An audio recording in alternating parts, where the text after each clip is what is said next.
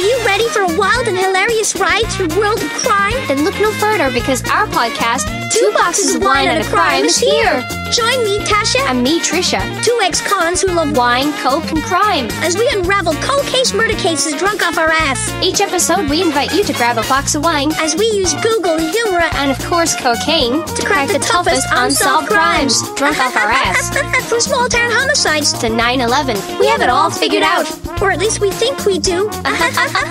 Listen as the mystery deepens. The laughter gets louder, And, of course, cocaine and the wine starts flowing drunk off our ass. in our entertaining, illegal, and unforgettable podcast. So join me, Tasha, And me, Trisha, on a coke-fueled journey to serve justice. with 2 boxes of wine and a crime. Available now in your favorite podcast app. Subscribe and tune in every Tuesday, Thursday, Friday, Saturday, and Sunday for new episodes. drunk off our ass.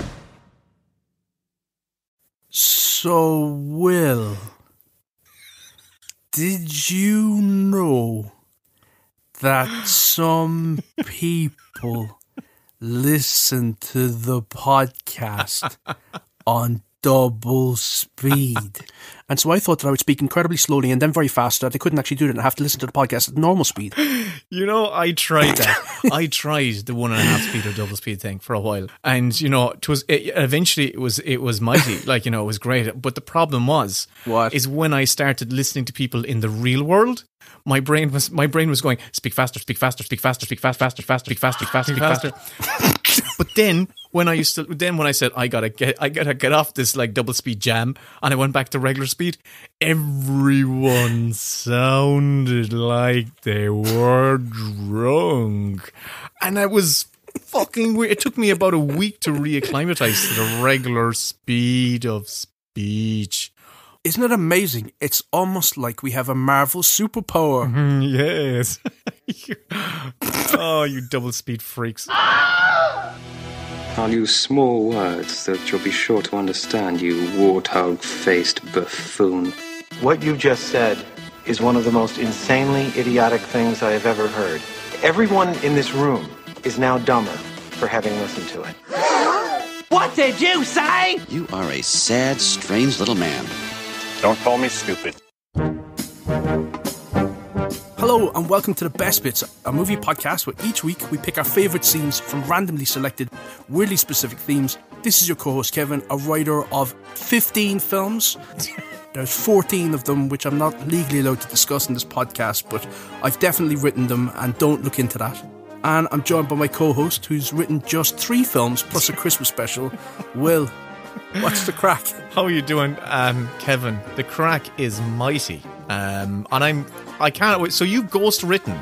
You've been like one of those uncredited ghostwriter on 14 I am not films. legally allowed to discuss it on the podcast, but yes, just don't look into that. Fantastic work. So, Will, how are you? I am so good, Kevin. I'm so good. I'm here. I'm doing the podcast. We're going to talk about... What are we talking about this week, Kevin? What's your topic? What's your topic? We're talking about post-credit scenes. But actually, I want to massage that a little bit. Okay. And I want to include end credit scenes. Oh. Because post-credits are, if you're taking them quite literally, it's like the scenes that come at the very, very end of like a credit crawl. But end credit scenes, there's a little more of those. So, yeah, I want to see if I can bring them all in, because there are 453 official end credit scenes. Okay. So it's not all Marvel, as some might think. As some might think, those 20-something Marvel films all have a post-credit scene. 23, yeah. I'm glad you clarified that. But the music that I'm playing right now under this is actually taken from the very first post-credit scene. Oh. And it's from 1966. And it's from The Silencers, which is a Dean Martin knockoff of a Bond film.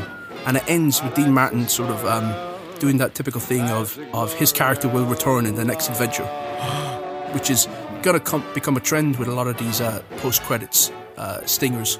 He didn't actually return, so it was a setup for a movie that didn't happen. But yeah, that's the very first post-credit scene, was in 1966, so it wasn't an Iron Man. Oh, okay, I'm bloody well glad.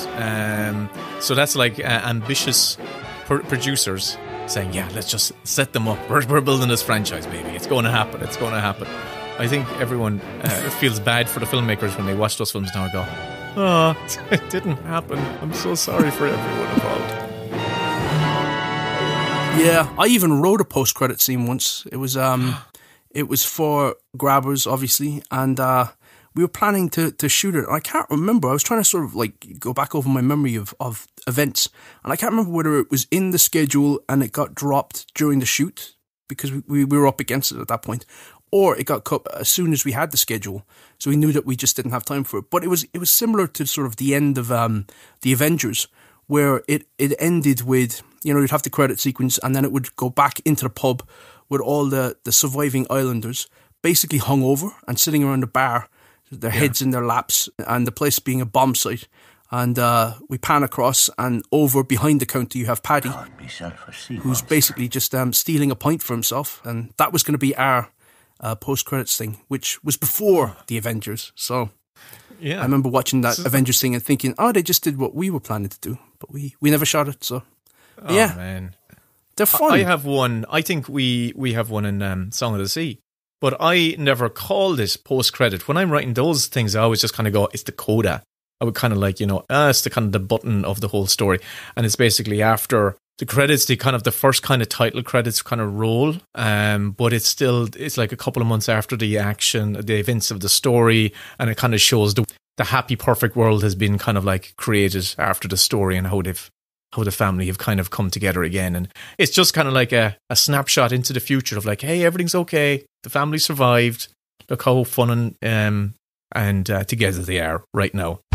That's actually kind of similar to what they do in Toy Story 3, isn't it? Where after he gives the toys away at the end of the film to Bonnie, and that's quite sort of a really sad, poignant moment, they then have that little coda where it plays over the credits. New toys!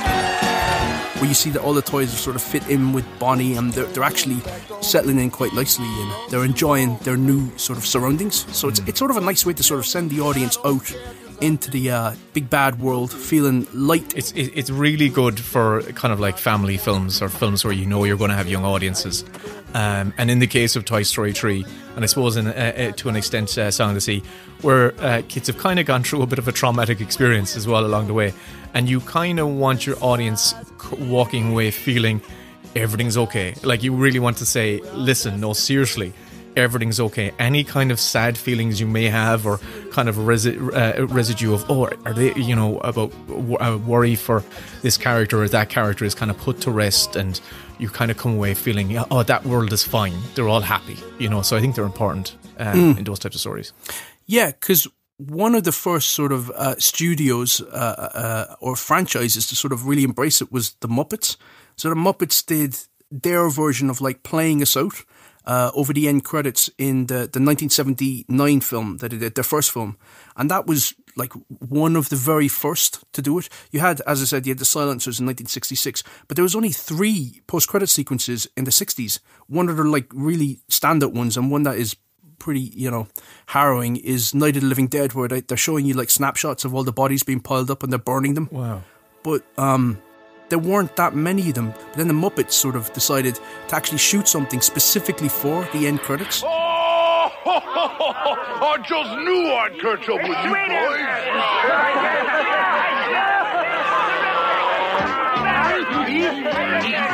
What'd you think? It was sick. And then when the 80s came along, it sort of like, it was a lot of the Burt Reynolds, like Cannonball Run and Smokey and the Bandit, where they're playing outtakes and bloopers, and it's sort of a fun way to sort of like let the audience in on the making of the movie and sort of have fun with the cast as they were making it. In the case of Cannonball Run, it was actually the bloopers at the end were the things that I remember the most and actually laughed at the most, I think, from those films. Because if I had enough time, I would take those rosary bleeds and stuff them up your nose. These bleeds? Those bleeds, yeah. You gonna take these and shove them up? I'd take these bleeds here. What? Definitely. And that became sort of like what end credits were for a long time. They were like, they weren't what we have now with the Marvel movies where they're teasers. They were all just a sort of blooper reels that they tag on at the end. You talked about Toy Story 3 earlier on and the coda that they have. But even Pixar, they did a parody of the outtakes as outros for Toy Story 2. So they were that defined by blooper reels as being what you'd put at the end of a film, that they even did their own riff on it. Speed, marker, and action. Oh. Okay. A little help here, please. But then you had Jackie Chan as well, sort of getting in where he wasn't just showing you outtakes, he was just showing you like accidents that were happening on set where he's just failed to kill himself, where it's just a series of montages of him basically requiring hospitalization after some stunt has gone wrong. Oh my God. And it kind of, I think it plays into the next film in a weird way in the Jackie Chan franchise, because you're going in kind of going, well, they really do injure themselves doing this stuff, and you're kind of looking forward to throwing himself into it. It's just shocking. It's just shocking what they put them. It's like watching Jackass, only like really skilled and graceful. But you know what I was saying? Like you had outtakes and blooper reels and stuff. But do you know what the first sort of post-credit scene was that used them as sort of a setup for another movie? Like the first sort of like Iron Man version of setting up the Avengers. Do you know what the first film was to do that? Okay. Can you give me a clue of a decade? Give me a decade. It's the 80s. It's the first one to sort of set up the next big villain of an intended franchise that didn't come to pass again. Is it Superman 2? No, Superman 3. No, it was young Sherlock Holmes. Oh! It ends with them teasing Moriarty. And they didn't make that film. I've never seen that. I've never seen that post-credit scene. I never knew that. Can I help you? I'd like a room, please. Please, to sign here.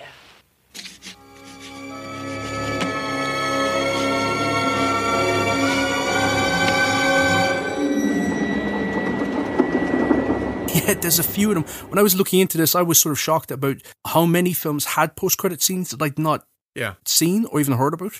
And one of the ones that sort of stood out, and one of the most fun ones, was from Lethal Weapon 3. What's that one? Like, as I was saying, you've got like these post-credits that feel like they're repurposed footage. So they're sort of taking moments like either outtakes or blooper reels, or they're doing callbacks to jokes that have happened earlier in the film.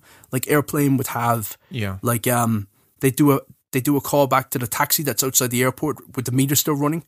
And that feels like still running. that feels like it could have gone in the film, but they saved it and put it at the end. And which makes it funnier. And they do it as well in Adventures in Babysitting, where the guy is the Graydon character is hanging onto the side of the skyscraper still.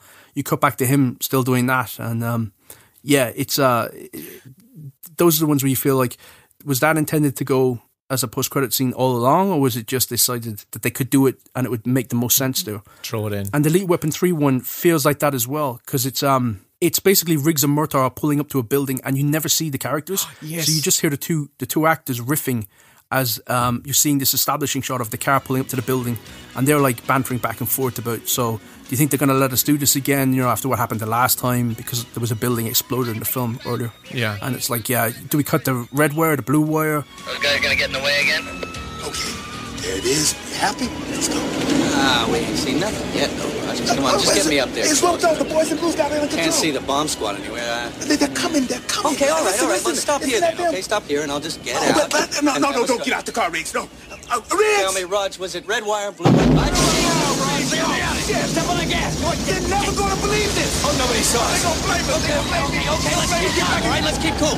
Oh, I think you better get your girdle out of mothballs, Rog. Yeah, that's right. We're back in uniform again. Buy one that fits. 10 more years of this. 10 more years. Oh, I'm too old for this shit. Yeah, it just feels like it's a bit of a laugh that they were having, where they thought we could use this footage and sort of put it at the very, very end of the film, but no one knows it's there, because obviously... I've seen that. Have you seen it? But who was like waiting to the very end of the VHS tape to run out, or sitting there to the very end of the screening, unless you were trying to like steal a seat in the next showing?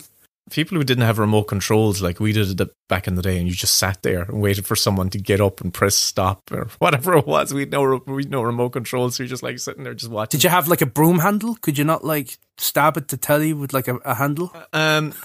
or a wand. No, even some of the buttons were broken on it, so you had to risk electrocuting yourself by jamming your finger into the slot where the button should be. So I was kind of like, who's going to... Once some of your family hear this, Will, do you really want to be putting yourself there? It's truth. It's true. Our TV was a similar situation.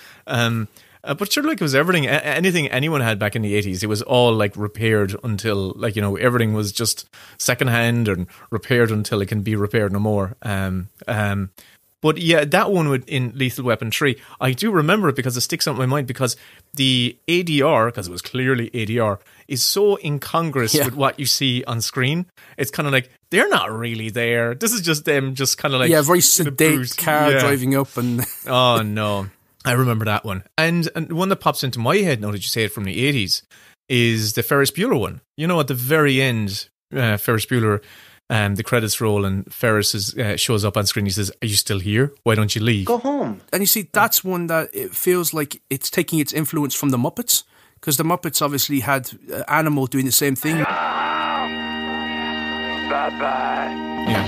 It's them sort of doffing their cap to that. Because with a lot of these post-credits, it feels like that filmmakers have been inspired by other filmmakers that have done something similar, and then they want to do their own version of it. Kevin, there's something actually just popped into my head as you said that, putting my mindset back to those days. Do you remember back in the days of albums, when you would have an album and you let it roll, and sometimes at the very end of an album, a hidden track, and maybe there's a kind of a cross-pollination there of that idea of then we'll put in that kind of sense of put in a hidden scene or a hidden moment at the very end, just so that the audiences just feel like they found something secret because it was before the internet and all that sort of jazz. And sometimes as a kid, when you did get films on VHS, and maybe the reason they're there is because of VHS, because people did consume these over and over again. I remember kind of watching them to the end. Well, I think it also might as well be the DVDs, because they didn't really explode until the DVD era. They had them popping up every so often, but obviously it's a lot easier with a DVD to skip to the very end. So that's my theory, but I like your theory as well. That makes sense to me, that there could be sort of a music influence. And also, once you could actually play it at home, once that's the genesis of being able to rent these things and watch the tapes at home and forward to the end and kind of, there's something about it that's, maybe there's something there, maybe not. So you had the Ferris Bueller one, and then they went one further with Scrooge. And they lived happily ever after. Where Bill Murray is basically leading the whole cast in a sing-song, and it becomes this sort of musical moment where everyone's singing Put a Little Love in Your Heart.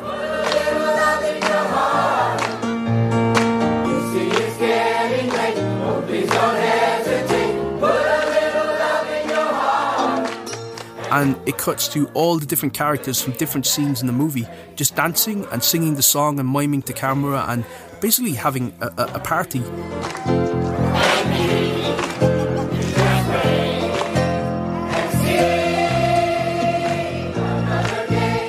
And that is one that I think was so influential that it popped up again and again and again. Like the Farrelly brothers then did that with There's Something About Mary, where at the end of that film, it all becomes Build Me Up Buttercup, where all the characters and the crew, that are coming in and out of shots and fixing hair and makeup, or, you've got people with walkie-talkies, they're all sort of joining in and having this sing-song with the cast, and it just sort of creates sort of an expanded version of the outtakes where it's letting you in on the filmmakers making the film, and it's just a lovely sort of warm, celebratory sort of ending to a movie, but that sort of feels like Scrooge kicked that off, and it was inspired by Ferris Bueller, which was inspired by the Muppets, and I just sort of found it really fascinating to sort of thread the line back through the different films and see how people have used post-credits in very different ways to how we think of them now with the Marvel movies, which is setups for what's coming next, what's the next big bad, the sort of commercial for the next movie. Let's hear the real man. All right, the women now this time. No, the real women. You know who you are.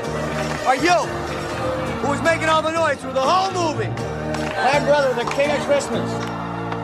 I love that idea. You're reminding me of that Scrooge one, and that kind of like it's kind of like the curtain call on a stage play where you bring out all the cast and they all take a bow, and you get one last moment with them, you know, where they're kind of out of character slightly. It's kind of a thank you to the audience, or it's a kind of that kind of joyful celebration moment that you would get in that.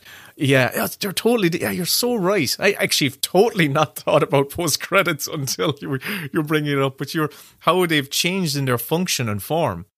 And then, of course, some films that are about music will have a performance that will play us out over the end credits with the characters in character, like School of Rock, where you're basically getting to see what Jack Black does after the concert, where he's got his music school and he's playing with all the kids, and he's like, you know, telling them to melt my face, give me a solo, and it's lovely to sort of like watch that play out over the end credits rather than it just cutting to black and that being an end crawl. I love that School of Rock one. That feels so, because it is so improvised and in the moment and handheld, and everyone's having a blast, and it really does feel like a lovely send off in a kind of a treat at the very end. And that's such a great film as well. I don't know if it's in as high a standing as I think it should be, but I think it's a lovely, brilliant little film that doesn't feel like it feels a lot more modern than it is, because it's 2003 now. It's nearly 20 years old, but it feels sort of very progressive in its treatment of all the characters, and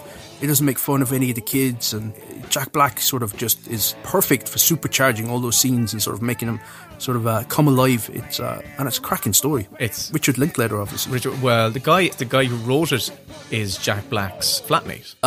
So in the post-credit sequence, that's a C. All right, you got that? Let's see. Okay, Paolo, let's see you. Yeah, your fingers are basically right. Deshaun, what do you got? Let's see. All right, play. Toby, you got it? Let's see. Very good, you got it. He's basically teaching the younger generation. Mike White. Mike White, isn't it? He's teaching the younger kids, again, that like toddlers, and like, you know, give me a beat. Oh, very good. And how about you? And you just sort of see that they've turned a little grift into an academy. Oh, man. And he was actually originally supposed to direct this film as well, but what happened was, obviously the budget went up, and he hadn't directed anything before, and the cost of those tracks, I think it was the cost of the licensing of the music that really massively inflated the budget of that film. But yeah, that's a cracker. That's a great post-credit scene. Or would you call it? It's an end credit scene, isn't it? I'd say that's end credit scene, because it just plays us through the credits. Dude, is my face okay? I think you melted it off. All right. Now the next thing I want. But do you remember sort of like seeing post-credit scenes and being let down by them? Because our generation, we would have been, they would have been presented to us just like with the MCU, the Marvel films. But obviously, they didn't amount to anything. So you had like Masters of the Universe, where Skeletor pops up out of the water, and he's like, I'll be back. I'll be back. And he wasn't back. And maybe 8-year-old me was kind of going, you're all right, we're grand. you can keep it. You don't need to. It's fine. Stay down there. But okay. I'll tell you one that I remember seeing in the cinema and feeling like it wasn't a post-credit scene, but it was teasing the next film. And it was the first time where, I don't know what age it was, it must have been 7 or something. And I was disgusted by the film. I thought, is that it? Is that the ending? But it was Back to the Future 2.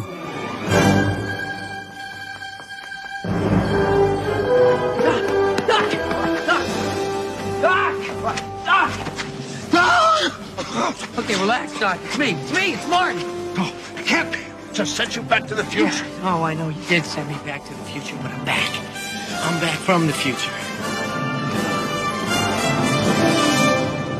Great Scott. And Back to the Future 2 ended with a trailer to Back to the Future 3.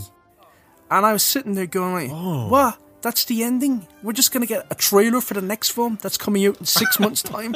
And it was in the Wild West. God.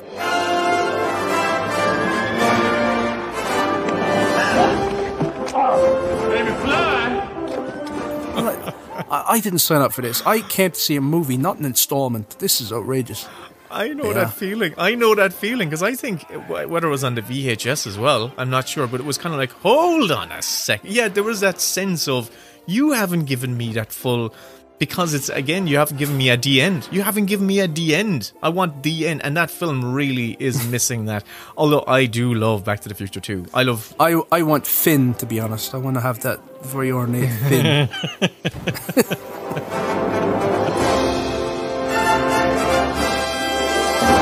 You just bring into my head the experience of sitting in a cinema waiting for the post-credit scene to come up, and the lights are coming up and you're feeling awkward and embarrassed and bad for holding the staff up and stuff like that. Do you ever get that feeling? You're like going, oh God, here I am. There's supposed to be in the credit scene and the lights are up and the staff are literally just down at the bottom of the thing with their bags, and you're just kind of, well, you know, and you can just feel them kind of going, well, you fucking move. I've got to fucking clean the screen, like, you know. But there's a post-credit scene. I remember you thanks to Marvel, you turn up at the cinema and they'd say to you, and stay for the end, there's a post-credit scene. And you think, fuck it, I don't care. But it became sort of the thing where they'd have to tell you to stay to the end, or they'd have to tell you there's no post-credit scene. You don't need to stay. And for the first couple of years, it was really awkward. It was just like there was maybe me. I remember I would go see it with like buddies of mine. We'd go see a Marvel film like Liam Burke and Gar and stuff like that, and we would just be sitting there. And no, there's a scene. You know, everyone's left, and we're the only ones. Wouldn't you just be checking on your phone? Like, I have my phone open the whole time when I'm in the cinema, so I'm like, I'd be googling and making sure, is there a post-credit scene? And you know, if I can't find an answer, I'll be texting people and, you know, make a few phone calls. And well, we you know, these were earlier days, and it was around the time of the way back in the old days of 2010. When Iron Man was doing it, first of all, it was like, there is a scene at the end of this, but there was one which was, I don't think they actually had a post-credit scene at the end of the last one, Endgame. Am I right in saying no? They didn't. Did they have? So that was kind of like, oh, finally, it's over. We don't have to do it anymore. Yeah, but when you think about it, just that one post-credit scene set up 23 films, several TV shows. You know, it's inspired hundreds of other films to copy them and create their own franchises based off of what are essentially commercials for the next film. I think when people see this title to this episode, they're going to think, oh, it's just going to be all about the 23 Marvel films. But as I said, there was 450 of them. But Marvel have sort of like dominated that space and turned them into their own thing, where they're not blooper reels, they're not outtakes, they're not sort of like musical moments. They're story points, and they're necessary, that you have to see them. Mm-hmm. And when I was looking into this, out of the 23 films, you know, there are 30 minutes of post-credit scenes. Crikey. That is a lot of post-credits. Are there any that stick out in your mind as like good post-credit scenes where you think that was a great moment? Very, very. Because I was never. I was never like a big Marvel guy. I was never like, you know, I never was super invested in that universe, even though, you know what I mean. I'm the very casual kind of like, yeah, I like, that's fun, it's entertaining, it's bombastic. So whenever they drop something kind of esoteric, like, you know, when who's that? What? I'd be more like that. I have no idea. Like, oh, there was a Howard the Duck in Guardians of the Galaxy. I went, oh, Howard the Duck, yeah, George Lucas's guy. Well, Guardians of the Galaxy 2 felt like that's where they felt like they'd slightly pushed it, because they had 5 in that. You had James Gunn's brother Kraglin sort of messing with the Yaka arrow, sort of the whistle thing. Yeah. Then you had Stallone popping up as the Ravager, and he was sort of introducing us to his team, or telling us what he was going to do next, which we haven't seen yet. Then you had Groot as the surly teen.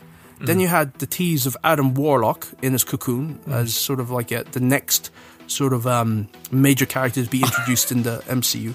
And then the very last one, probably the best of all of them, was Stan Lee was revealed to be a spy, an informant for the Watchers. So every single cameo that he had in all the MCU movies, he was playing the same character, who was basically just moving around and watching events and reporting back to the Watchers. And I thought that was a lovely little way to wrap up. I saw that and did not understand what was happening. Like, I just went, oh, those are the guys, I remember those guys. So he is, oh, I love that. That's kind of nice. That's a really, if I understood what was actually happening, then that would have been great. But at the time, I just went, "There's the Stan Lee cameo, cool," and there's some aliens, cool. Obviously, it all kicked off with like Iron Man in 2008 with the Sam Jackson sort of turning up as Nick Fury and hinting about the Avengers. Jarvis, welcome home, son. I am Iron Man. You think you're the only superhero in the world?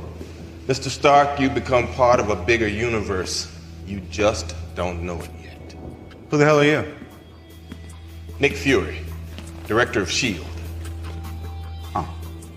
I'm here to talk to you about the Avenger Initiative. That wasn't even the first post-credit scene of a superhero film.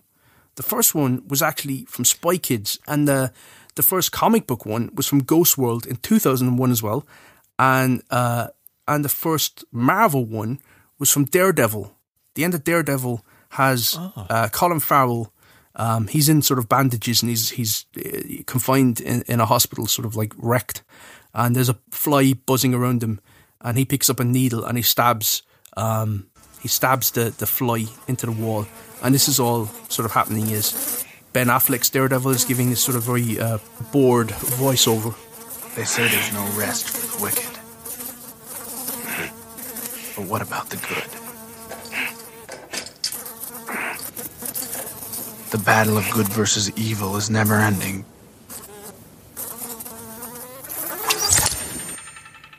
Because evil always survives. Bullseye. They hadn't really perfected him at that stage. But you had other Marvel movies doing him as well. You had it was in Constantine, it was in Fantastic Four, Rise of the Silver Surfer, and X-Men Last Stand had one where they teased sort of the revival of Professor X. So, you know, the MCU gets all the credit for post-credits, but they existed long before Iron Man. I think there's one that I incorrectly remember. When you said it there, I just went, "Oh, does Batman Returns have an in-credit or a post-credit scene of Catwoman kind of like standing up?" But that must just be the last shot of the film. That's probably the last shot of the film. I'm just being mistaken. I know that was shot a couple of weeks before the film debuted. So they went back in and they made a puppet of Catwoman. And if you watch that sort of moment, and I think it is the very last shot of the movie, it doesn't make sense that she's standing there because the shot begins panning up over like Gotham City. Yeah. And there's nothing for her to be standing on. And then Catwoman raises into a puppet of Catwoman raises into frame and sort of it looks out over Gotham. So, yeah, it's not... Yeah, I always remember it being weird. It's not a post-credit scene, but you'd be forgiven for thinking it was. You poor guys. Always confusing your pistols with your privates. This is one that popped into my head, actually, as you said it. It's one of the Chucky films. The most recent was The Bride of Chucky. No, it's Curse of Chucky. This? Curse of Chucky. There's like Curse of 2 Chucky. minutes. Yeah, they bring back the original kid. Am I right in saying that? Yeah, they bring back Andy Barclay. Yeah, that's right. It's so fun because Chucky has himself posted or something like that to Andy's house, and as Andy's talking to the delivery person at the door, where the box is in the background in Andy's living room, or he's on top of a board, and you just see this knife coming up, and the box being opened from the inside, and there's Chucky, and the big surprise is there's when he gets up, Andy's there to meet him with a shotgun ready. He's been waiting for this moment. I think that's a fun one. That is really fun, clever one. Play with this. Andy! Planet of the Apes has one as well, which feels like it's quite important to that franchise. So it's not the remake. Oh. No, it's not the other remake. It's the second remake. No, the Rise of the Planet. Sorry. It's the third remake that was made after the telly remakes. Rise of the Planet of the Apes. The fourth iteration. The first one of those, like the 12th film. Of the 14 they've made so far. It was that scene. I'm not at all confused now, Kevin. That's great. I had a joke and you started talking over me and I was like trying to get through the joke. I was making a joke all about how many, there's been like 15 of those films. I love that one. That one actually is the most... They spread the virus. Yeah, that one actually filled me with a little bit of the creeps because it's so prescient right now. because we see how does this thing travel, and it's a pilot. A pilot has got the disease, and there's a little bit of a drop of blood on the floor in the airport, and you just know it is going to spread and spread and cut to the next film, and indeed it has spread. What a great franchise! What a great trilogy those 3 films were, actually. Those Planet of the Apes films. It was definitely the best 12th film in a franchise. Oh, well, if you had to work out which one of the Marvel films was the 12th film, well, we'll argue about it tomorrow. When we figure that out. Okay. No, because I'm going to figure it out. What was the 12th Marvel movie? It was Ant-Man. Oh. Said the guy who was just like not a big fan of Ant-Man. What was the post-credit scene in Ant-Man? Ants.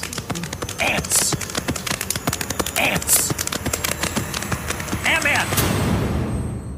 I think it was the Quantum Realm or something like that. That was Ant-Man 2. That was Ant-Man 2. I guess. Listen to you. You're such a fan of the Marvel films, you shill.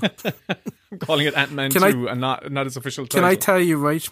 Yeah. I once, when I was on the first bottle tour around LA, right? I had a meeting with Marvel, and this was before Avengers had come out. I think Thor was coming out, and I hadn't read a single Marvel comic in my life. I didn't know any of them. Since then, I've read almost all the big stories for pure pleasure, just because I found them, really fascinating once I got into them. Once I got an iPad, I started like caning through all these classic Marvel comics and DC comics and what have you. But I went to that meeting, and it's the one time where I was like going, what the fuck am I going to talk about? I'm going in to see the 2 people at Marvel who are pretty big now, and their names are all over the movies, and I don't know anything about Marvel, and I remember having to do a dance for like an hour to try and not talk about the comics because I didn't have a fucking clue. And when they asked me, I remember referring back to like the cartoon, the Firestar, Iceman, and Spider-Man cartoon, and that was as deep as my knowledge went. You're there like you're there going, horrible. But seriously though, look, you don't know how much I love Superman. Superman is fucking amazing. You should really give me a shot to do a Superman movie. You are. That sounds like you're taking the piss out of me, but that was actually verbatim what I said. Did you? I did. I started talking about Superman the movie because it's like I don't know. I don't like the X-Men films, and obviously that wasn't their franchise. I was like, I don't know what to fucking talk to these people about. And for an hour, I was sat, and there was 2 of them as well. So when there's 2 people staring at you, you feel like you have to put on a show. And I was like, going, I can't wait for the next movie. Iron Man was good, and the post-credit scene from that interview was me walking out and basically just like collapsing, going like, what a fucking embarrassing hour-long general meeting. Oh man, I love it.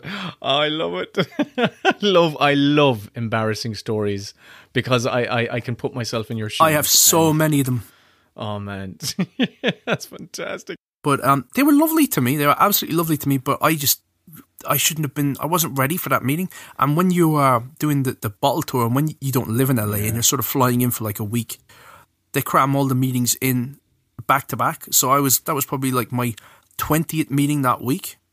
And you're harried when you get there, and you feel like, oh Jesus Christ, where do I park and how do I drive? And you walk in, and it's like, so I know it, man. Just getting there, just getting to the meeting for us poor Irish, Irish lads in that temperature. Well, it's quite balmy over there, but it's nice. It's just like, so I made it. I'm alive. I made it here. You won't believe it. I'm here. I was on a plane and I'm here. And you feel like, you deserve, they should just, give you a round of applause or something like that. The one good thing though, about being in the States is that you don't realize that your accent, your actual voice, is a superpower, and that if you walk up to somebody and you say to them like, come here to me, where's the door, I can't find the way out, they will drop everything to help you, because they think, oh, this poor person, they need help. So it would become a crutch that I would use again and again because you'd be like, I'd be afraid I'd walk out a window. Yeah. So, like, as I was saying, you had like blooper reels, you had outtakes, you had sing-alongs, sort of like celebrations with the cast and crew. And then they became sort of like story-focused, where Marvel was obviously doing them, but other films were doing them as well. And one of the best ones that I can think of, it's not my best bit, but it's one where it's a post-credit sequence or an end-credit sequence where I think it's better than the whole film itself, and it sort of takes the film to another level.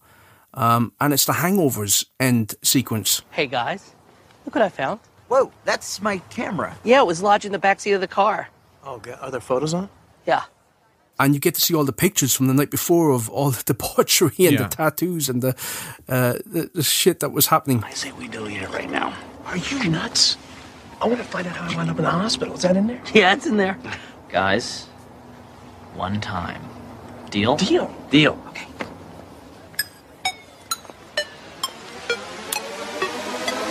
Oh, dear Lord. That deserves its place in the movie. It doesn't feel extraneous. It actually feels like that is the perfect way to end that particular story. Yeah, because the story is built around that mystery of the question of everyone having forgotten what the hell happened. So for it to be revealed is quite satisfying, and yeah, it is.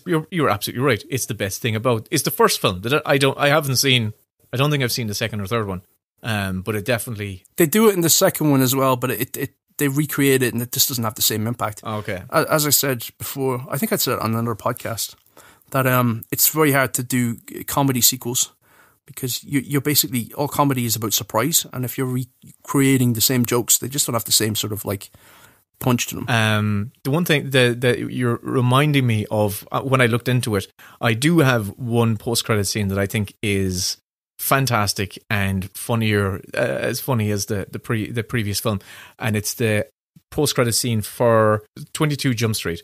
Oh, yeah. Where they continue on, they posit all of the future sequels to all of the 21 Jump Street, the Jump Street franchise. Now, for your next mission, you two sons of bitches are going to medical school. That's where they're making fun of us. Well, we would tease sequels that never came, and they're deliberately trolling us with these sequels. They're fantastic. Like there was 23 Jump Streets, This time, foreign exchange students. Awesome. Yes. In Russia. What? Cooking school. You two sons of bitches are going to culinary school. There's a microchip in this empanada. Old family recipe. Best to keep it a secret. Oh, shit! Preschool, they go to got dance school. Eventually they end up out in space, but like it goes on and on and on and on and on. And they have like these little vignettes that they actually shot. Like there might be a little mini action scene that. No, that's Schmidt. I don't know what you're talking about, man. He look exactly the same to me. I got new glasses. Yeah, man, he just got some new glasses, man. God damn. No one's gonna fucking notice. Let's do this, Schmidt. Yeah. Just like we always do, Jenkins. Like a lot of effort and expense went into making this post-credit scene, and that was actually going to be my best post-credit scene, or in-credit scene. It is so funny. It's so funny. Just look at it on YouTube. They really took the idea and just ran with it and ran with it and ran with it, where it went beyond, like it just got funnier and funnier and funnier the further they took it, and it's so clever. Traffic school, military school, scuba class, dance academy. Yes, finally something I'm amazing at. So I think that would be the default best bit if people are unhappy with my pick, because my one is a bit of a cheat. And I mentioned earlier on that Ghost World was one of the first comic book movies to have a post-credit sequence. And they actually had a moment in that film where Steve Buscemi, it's like an alternate take of a sequence that happened earlier in the film where Steve Buscemi, instead of getting his ass kicked robbing the convenience store, he actually wins the fight. And the crew are sort of laughing in the background. Motherfuckers! You fuck with me? And that sort of is like an alternate version of, like a sliding doors version of what could have happened. And that is where I'm going with my post-credit scene pick. Because my one had not one post-credit sequence, not two, it had three. And I had a proposed fourth one that they never shot. And what they really were actually alternate endings to the film itself. Because my pick is, it's from 1985, and it's Clue.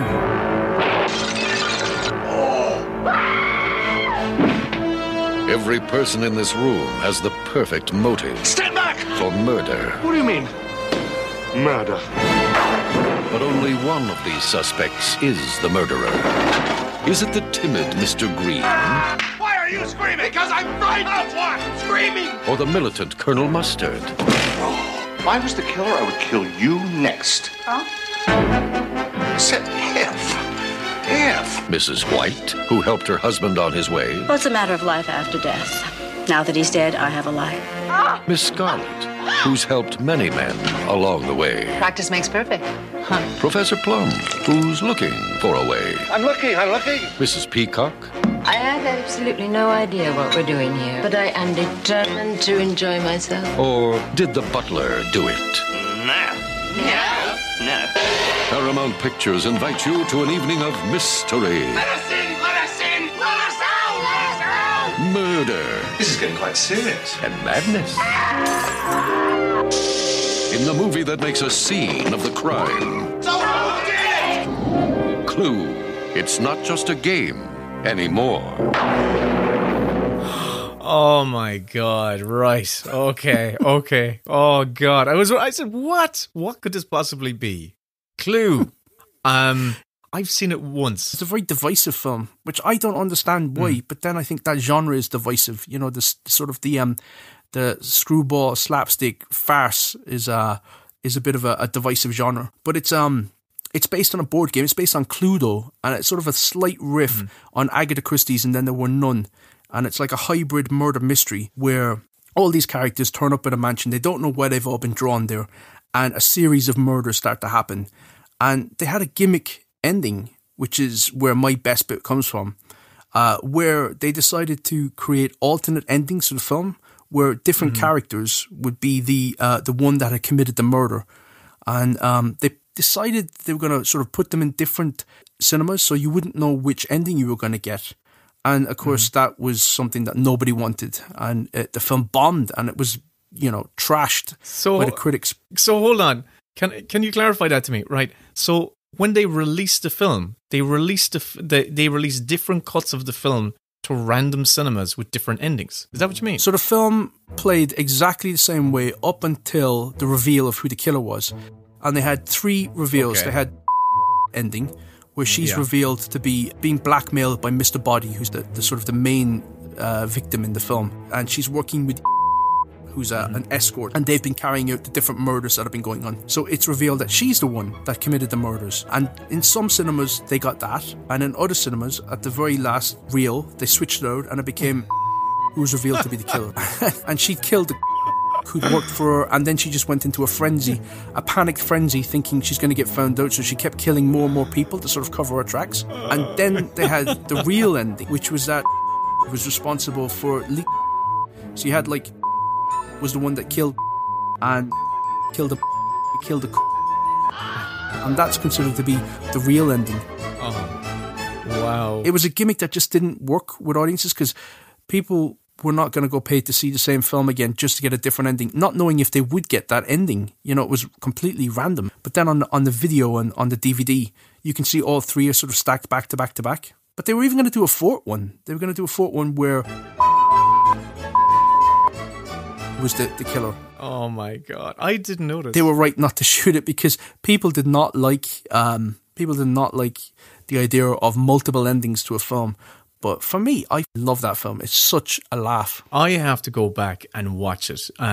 It's been a long, long time, and I don't think I gave it a proper shake. It was years and years ago, so maybe I didn't even fit. I don't even know if I got to the end of this film. But I love that idea. It is one of those ones, though, where it divides people. It's like a matinee film in my eyes. It's one of those films it's best watched on like a rainy Saturday or a rainy Sunday. That's exactly when I was watching it, and I was taken away. I remember that feeling of like, I'm enjoying sitting down watching this, and I was distracted and whatever it was, and I never got to the end. But you really made me like intrigued to kind of go and see that. That's fantastic. Hey, if Rian Johnson sees this, he's going to get some ideas for his Knives Out franchise for Netflix. just choose your own ending. I think everyone got scared off by it because it was such a maligned film, and I honestly, as I say, I don't get it. It was co-written by John Landis, and he was going to direct it. But he went off to do Spies Like Us, and so the co-writer, got to direct. Can you imagine that? Letting the writer direct? No, they're not capable. He did a great job. I mean, he went on from that to do My Cousin Vinny and stuff, so he had chops. But it's such a witty, clever. It was Jonathan Lynn. Wow, Jonathan Lynn. Like My Cousin Vinny is a cracker of a courtroom comedy. It's fantastic. It's really. I saw that in the cinema, and so he made that.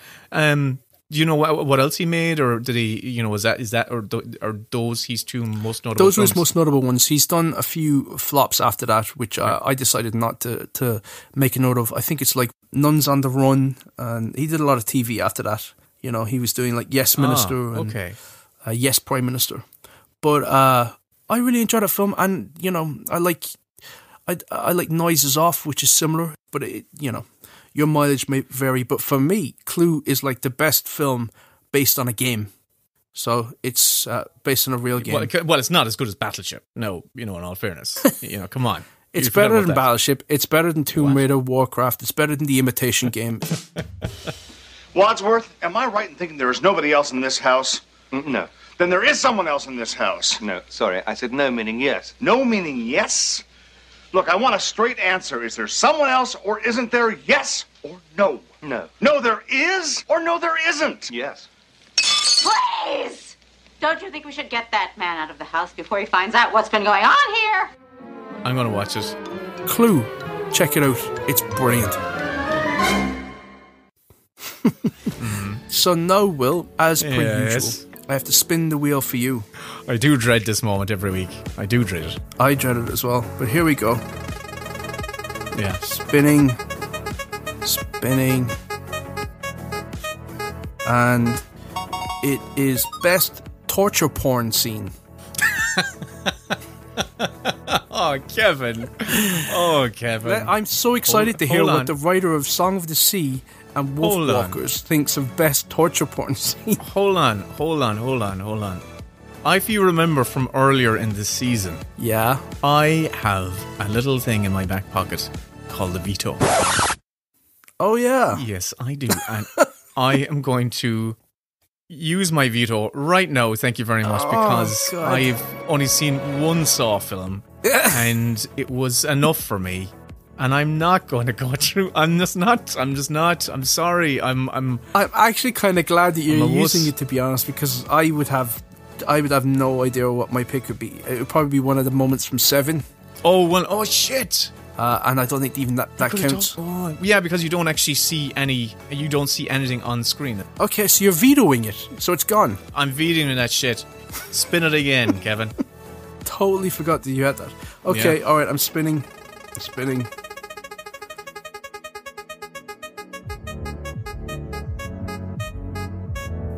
Best deleted scene. Oh, God. Oh, God. Okay. You've wasted your veto. I wasted my veto. But can I use best deleted scene that may have been used in a kind of an extended cut that was like reintegrated into a later cut of the film? Well, I suppose when everything has to do with like director's cuts and well, how else would we know what a deleted scene is unless we've seen it in some capacity? So I would say if a deleted scene has been included in alternate cuts, that counts. Mm-hmm. Okay, that's better. That's better. I like, because there's a lot of films out there that are, okay. That's okay. I'm with that. I'm excited. Best deleted scene. Okay, I need to think about that. It's like stuff you would have seen on an extra features. Oh, there's good stuff there. There's good stuff there. There's good stuff, definitely. I already have a front runner. We've gotten two really weird topics: best post-credit scene and best deleted scene. But then I suppose no other podcast is sort of tackling these big issues. Yeah, it's a big topical issues, Kevin. These are conversations that need to be had. Let's get people on the streets talking about their best post-credit scene and get the word fixed. Definitely. Okay, Will, so where can people find you? People can find me online. I'm glad you clarified that. On Twitter under Wilmsfilm, WILLUMSFILLUM. Kevin, where can people find you? I'm on Twitter as well under at Kevin Lee Han. And as I say each week, you can email us. We're bestbitspod@gmail.com, and we'd love to hear from you. And we'd also really, really love it if you would share, like, subscribe, recommend the show to people you like, and to give us a positive rating on whatever platform you use, because it helps us with the algorithm. And it's already helping us where we've charted for the first time. Yeah. And it's really encouraging to see, because, you know, we're a small podcast. It's just me and Will. We don't have like a team of people working with us. We do everything ourselves. And we love doing it. And we just want to make sure that people know that it's here and can join in. It's all about the ratings. That's the thing that really pushes it up. That's the thing we've learned. It is. Absolutely. But listen, I love hearing from people. And I've read everything anyone's said on Twitter, and it's great to see so many people reacting. It just makes it feel like we're not speaking to ourselves. I think I said that last week, Kevin. But yeah, it's class. Thanks very much. Keep those eggplant emojis coming. I enjoy them so much. Kevin, have you not planted your eggplants yet? Oh my God! Come on, get on with it. All right, we'll talk to you next week for best deleted scene. Brilliant. Bye. The Best Bits podcast is produced by Will and Kevin. All audio clips and music heard in this episode is the intellectual property of the respective copyright holders, and no infringement is intended. If you enjoyed this episode, please like, share, subscribe, rate, review, all that good stuff. If you have any notes, comments, scenes...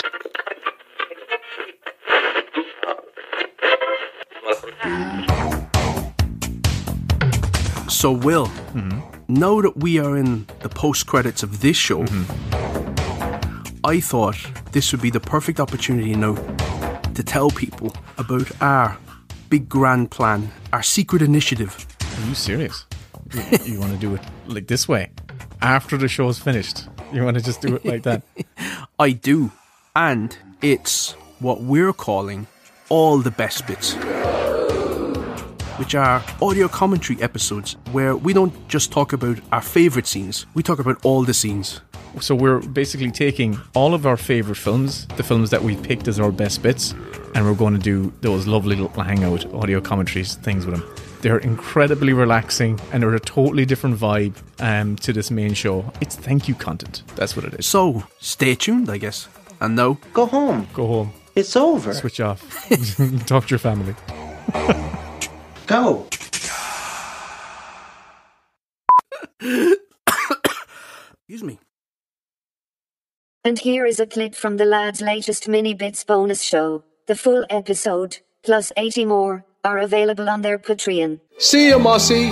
I gotta go in and record another one of these fucking mini bits. Oh, yes, this is all it is. I know.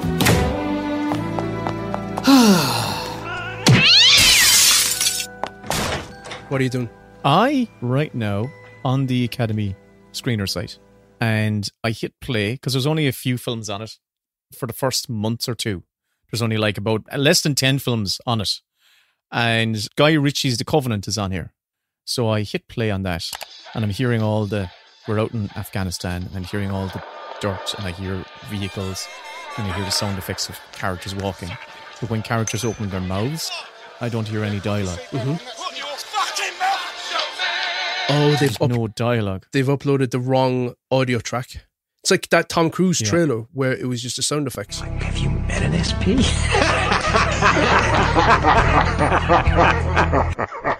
Yeah, and this film's been up on the screen site for a few weeks now, and they still have the wrong one here.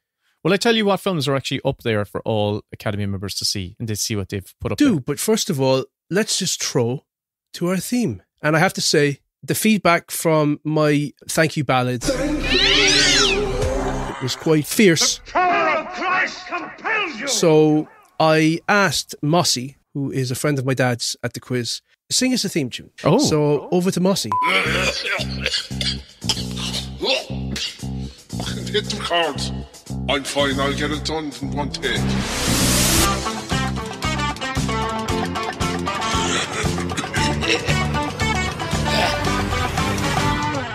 It's the Many Bits. Or podcast, what will they say? With Will and Kevin Cock. Their best fucking podcast. That'll do. That'll do. My God. Thank you, Mossy. He would make an angel weep. That voice would make an angel weep. Telling you. Beautiful. Beautiful. Boolabus. It only cost us 2 months Patreon money, so, you know. Is that all? Money well spent in my eyes. Yeah. I mean, you can't get much for €20.